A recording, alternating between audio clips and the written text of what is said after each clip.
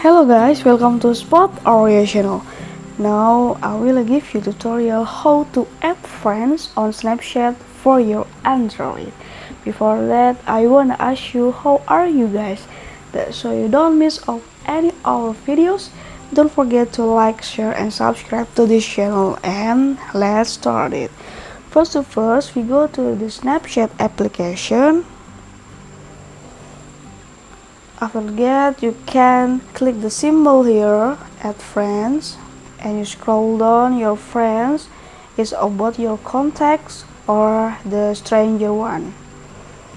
You also find your friends with the click or the type of the name the user.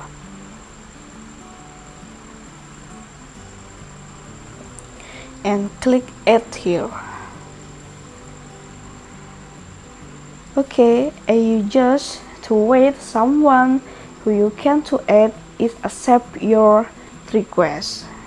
This is a tutorial how to add friends on Snapchat for Android.